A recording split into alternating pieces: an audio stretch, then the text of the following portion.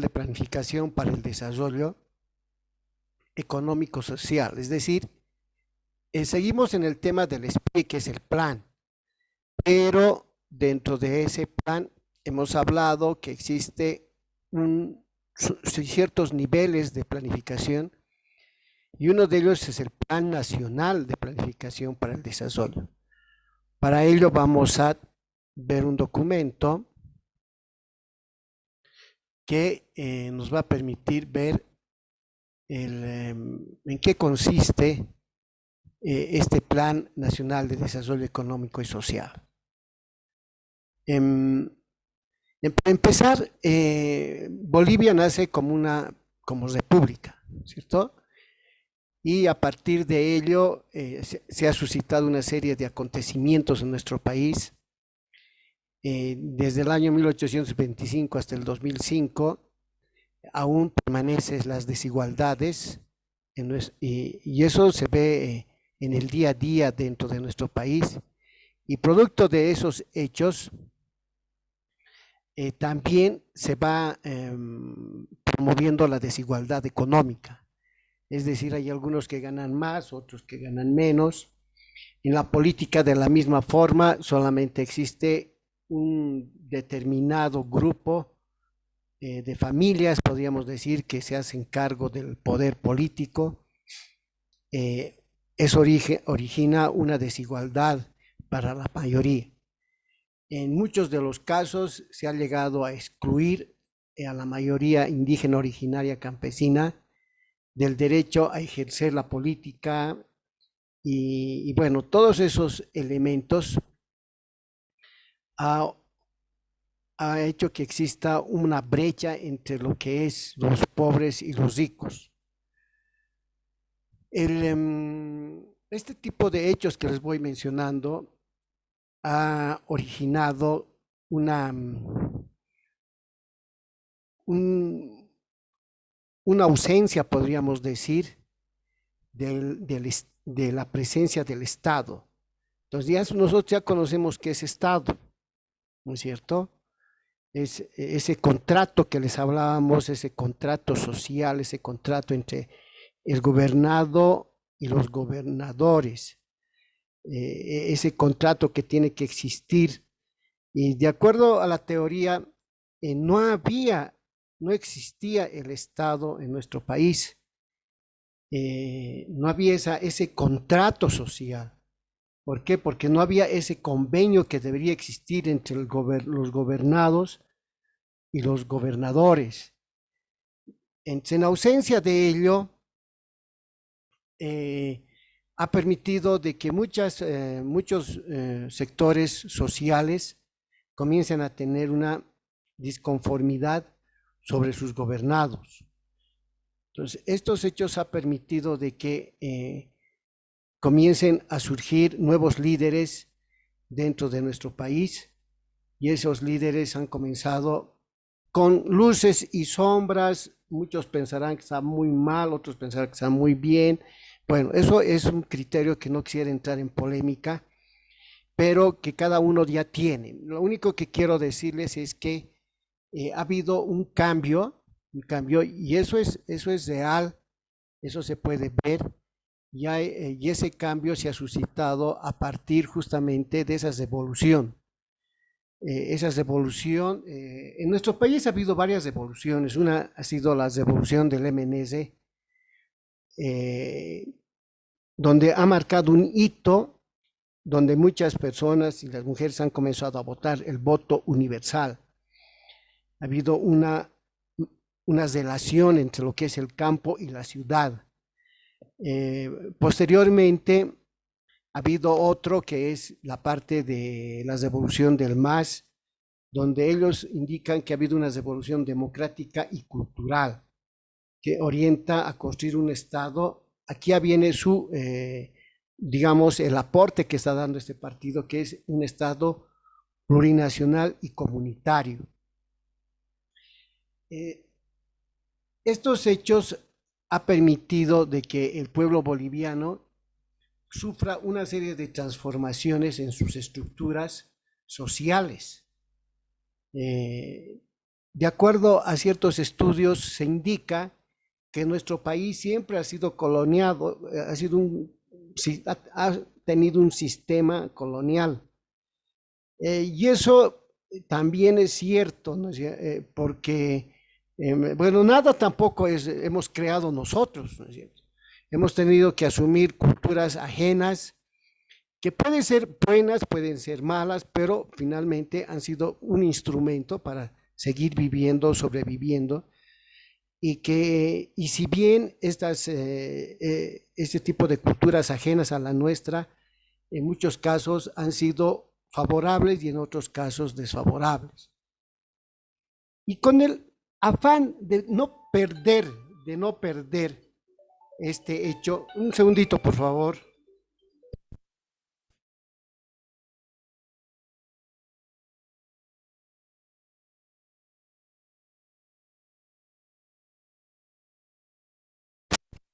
El afán de no perder la parte cultural, nuestras costumbres, se ha lanzado esta revolución cultural donde se ha profundizado en la parte pluricultural, en tratar de rescatar en algunos casos los usos y costumbres de los pueblos indígenas y a partir de eso retomar la parte de identidad, que tiene que tener un determinado Estado. Y para ello, a través de ciertas políticas de Estado, los gobernantes, y en este caso este gobierno actual, ha comenzado a implantar un sistema de economía plural comunitario, donde se tiene que respetar y se tiene que tener una soberanía, y donde tiene que existir una igualdad de condiciones, todos tienen que tener una igualdad de condiciones para la población. La población que es la gobernada tiene que comenzar a tener ese contrato social con los gobernados. Y ese contrato social surge justamente de esta relación en la cual existe un compromiso entre el gobierno y la población, y la población tiene que organizarse en organizaciones sociales. Ese es el contrato social como Estado. Esas organizaciones sociales son las que a partir del voto van a comenzar a elegir a sus diferentes representantes que van a formar parte de un determinado gobierno.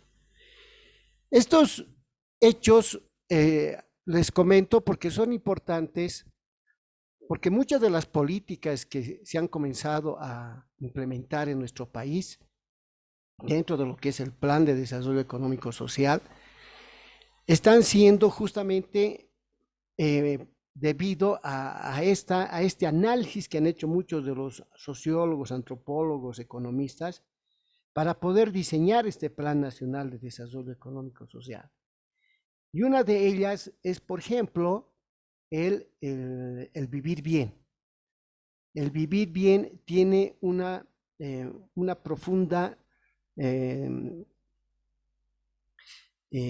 origen, un profundo origen filosófico, donde todas las personas, desde el punto de vista sociocultural, tienen el derecho de tener todas las condiciones para poder vivir en condiciones aceptables. Ya no puede existir en nuestra época que algunos no tengan ni luz. No puede ser que muchos no tengan un acceso al estudio. No se puede permitir que muchos no logren tener una participación dentro de la política. Entonces, a partir de esta revolución democrática y cultural, se ha tratado de que toda la población, sobre todo la población indefensa, la población con escasos recursos, comiencen a tener una participación viva dentro del Estado, ¿cierto? Dentro del Estado, ¿para qué? Para tomar decisiones. Ya muchas organizaciones ya toman decisiones. Y las decisiones de estas organizaciones sociales, a través de sus representantes, son escuchados por los gobernados. Entonces, ahí nace ese contrato social entre los gobernadores y los gobernados, donde existe un compromiso y donde los gobernados tienen ese compromiso de fiscalizar las acciones que va a realizar los gobernadores.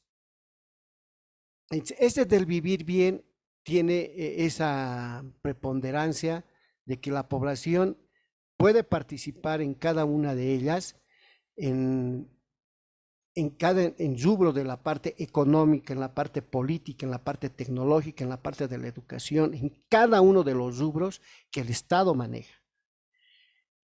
Y para ello, el Estado ha comenzado un poco a descolonizar, ¿se dan cuenta? Y el descolonizar no hay que verlo como algo malo. El colonizar tampoco yo lo veo, es mi punto de vista. No lo veo desde el punto de malo, porque yo puedo adquirir en un país tan globalizado como el que estamos viviendo, yo puedo adquirir ciertas costumbres que pueden ser provechosas para mi país, para el vivir de cada día.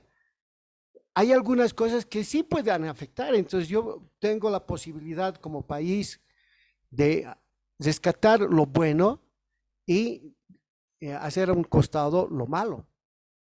Y uno de los buenos y de los principios que está dentro de la Constitución Política del Estado están los principios ancestrales, como por ejemplo el Amayulla, Amaquella y el Amazúa, que en anteriores constituciones no se los consideraba, pero sin embargo estos principios ya han sido manejados por los antepasados y ellos a través de estos principios han guiado su vida y han guiado. Estos principios son los que están inclusive dentro de algunas normas del sector público. Dentro del sector público porque te está diciendo no seas flojo, ¿cierto? Tienes que trabajar, no entrar dentro de la corrupción, trabajar honestamente, no seas mentiroso, todo tiene que hacerse desde un punto de vista transparente y todos los recursos que tú tienes tienen que ser respetados, los recursos del Estado. Ahí viene no seas ladrón. Entonces todos ellos se manejan a través de lo que es una lucha contra la corrupción. Luego habla sobre el Summa Camaña, que es el vivir bien, que les he mencionado, donde todos tienen la posibilidad de ganar y de tener un ingreso que sea suficiente como para tener ingreso a ciertos espacios políticos, a ciertos espacios económicos, a ciertos espacios tecnológicos y de educación.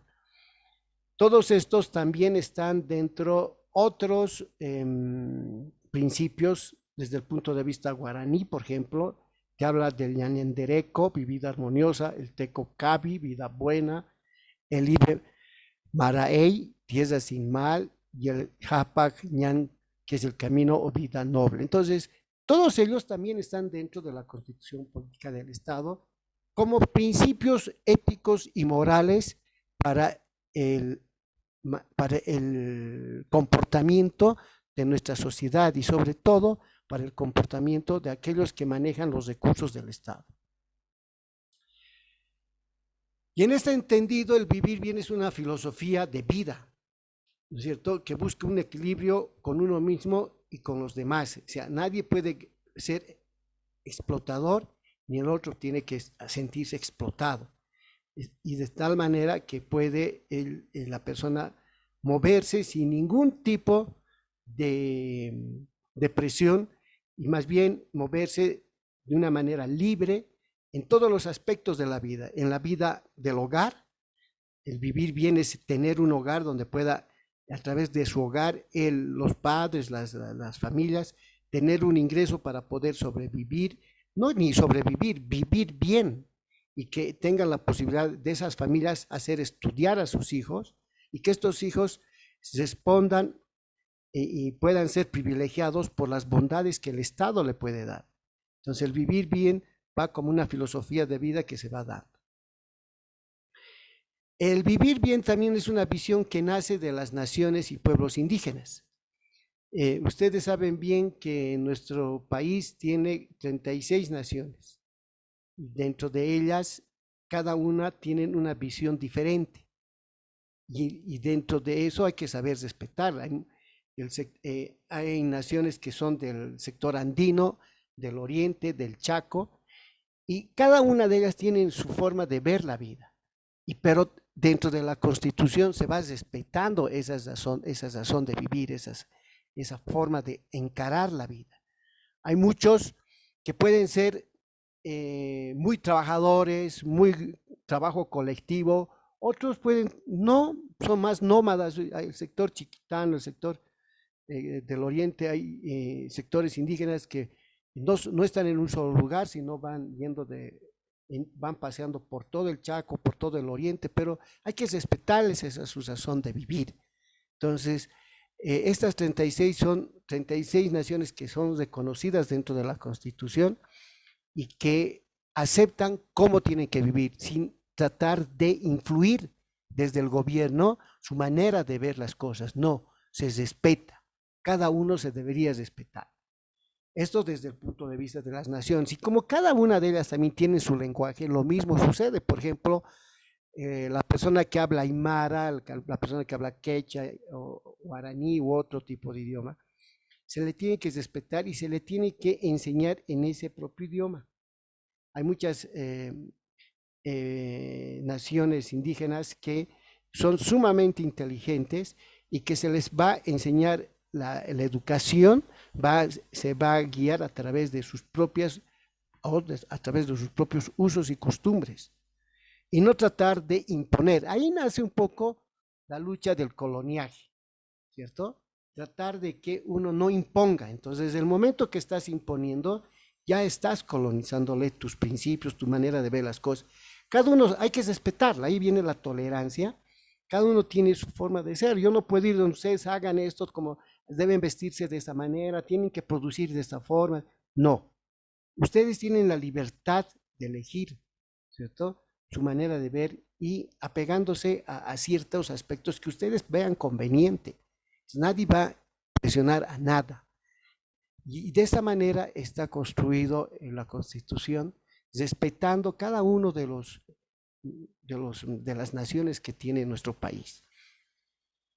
A partir de estos hechos, entonces se va construyendo, ¿no es cierto? Se va construyendo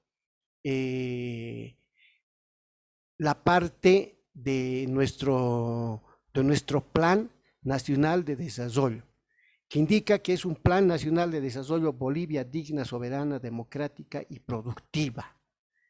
Entonces acá, antes de entrar a este modelo económico, habla de una Bolivia digna y soberana, ¿no es cierto? Aquí vamos a ver un segundito.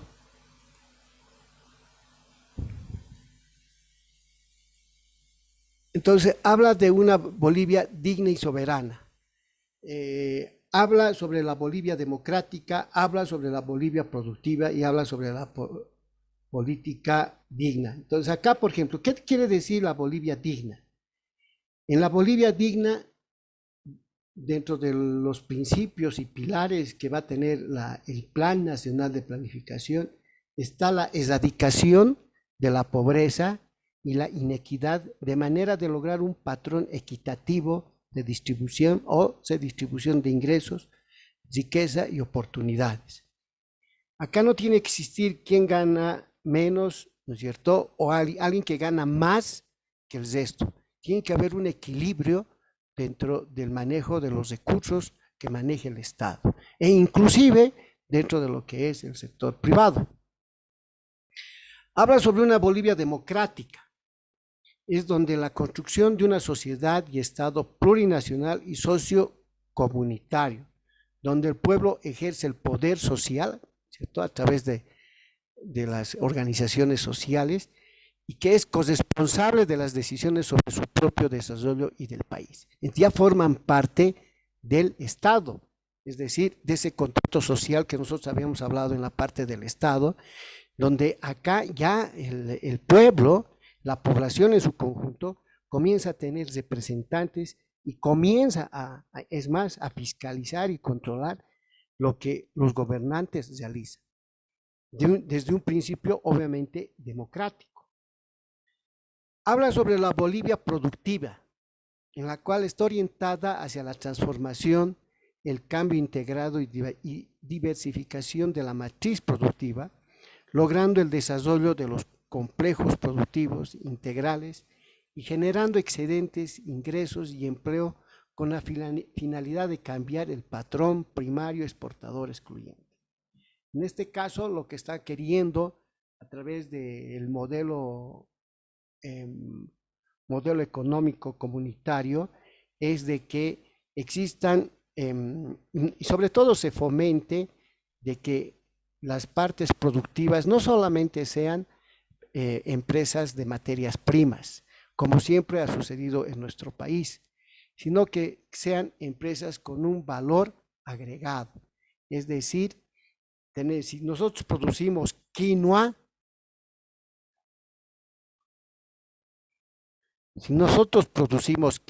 estas tienen que no enviar como materia prima, sino lo tenemos que reprocesar, no sé, en galletas, en vitaminas, todo en función a la quinoa.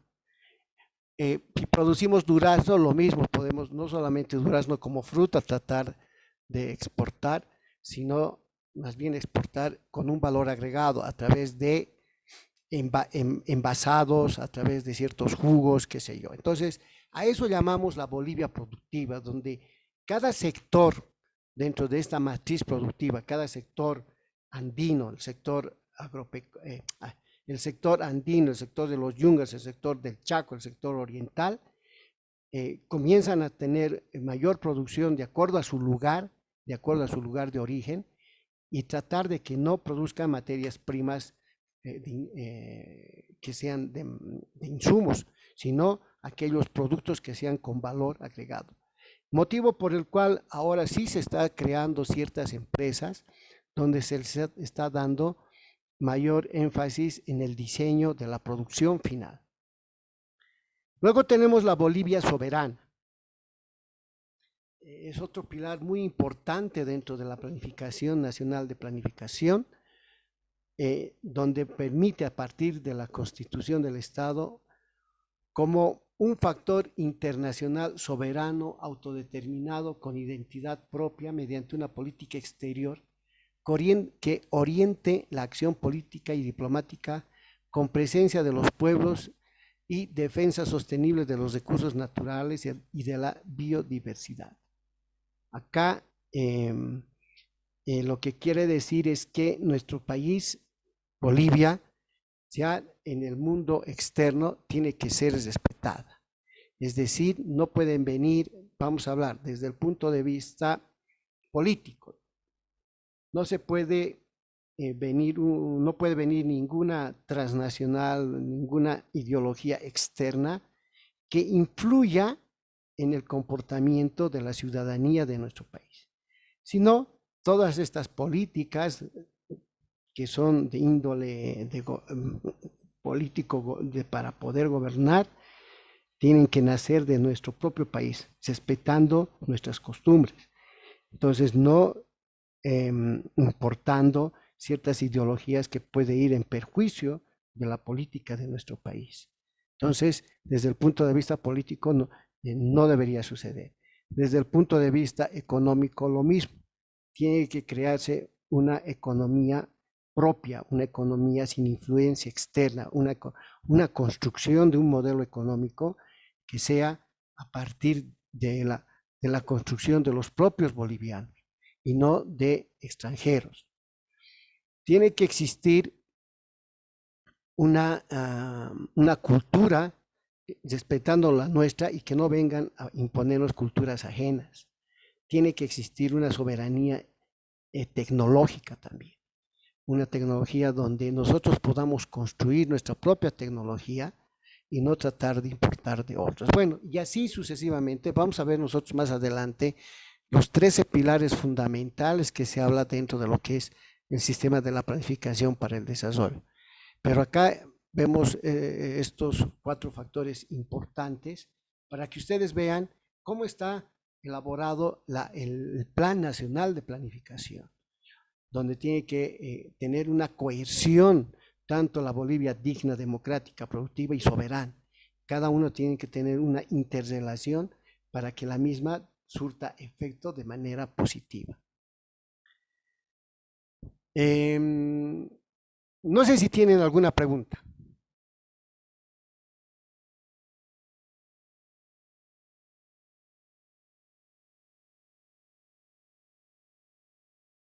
Bien, en el tema número 3, que va a ser la próxima semana, ahí vamos a hablar sobre los pilares del Sistema de Planificación Nacional de Desarrollo y cómo esto influye en las inversiones. El punto 2.4, la planificación estratégica operativa y la programación de operaciones. Hemos hablado del Sistema Nacional de Planificación y sus pilares. Hemos hablado sobre el Plan de Desarrollo Económico Social, que son a través de los planes estratégicos, planes territoriales. Ahora hablamos sobre el Plan Estratégico y Operativo. ¿Qué es el plan estratégico? Hemos hablado sobre estrategia. ¿Qué es una estrategia? Dentro de lo que es la estrategia hemos determinado es el cómo, ¿no es cierto?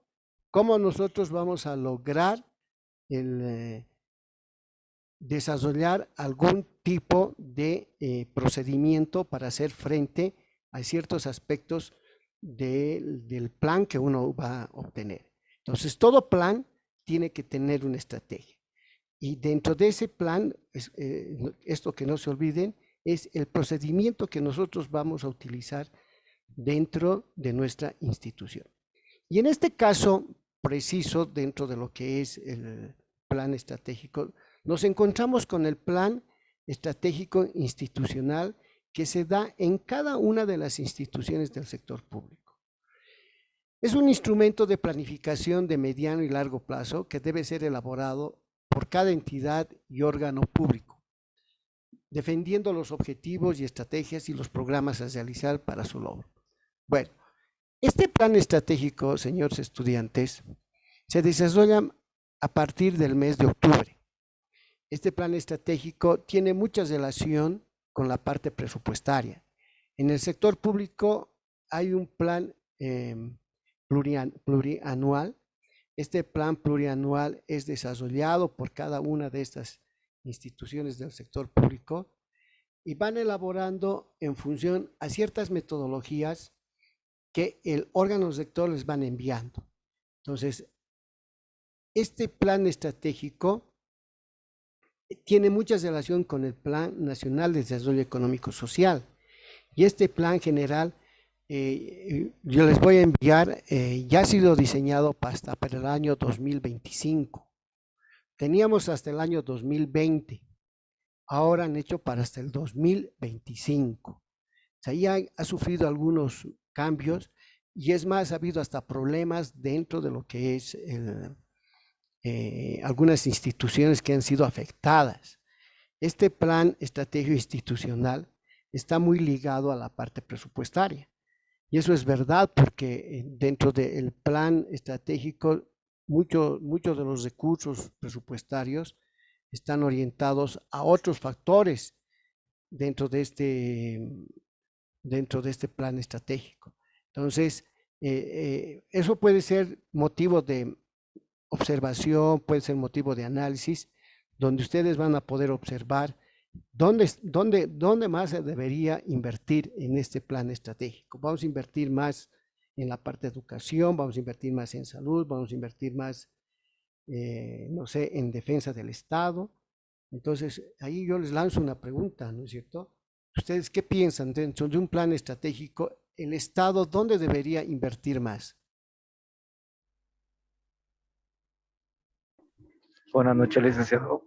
Buenas noches. Licenciado, ¿podría decirse que podría invertir más en lo que es educación o ¿Ya? desarrollo en educación? Ya, me parece bien, pero ¿y por qué sería que debemos invertir en educación? Ya, mejores profesionales, mayor desarrollo.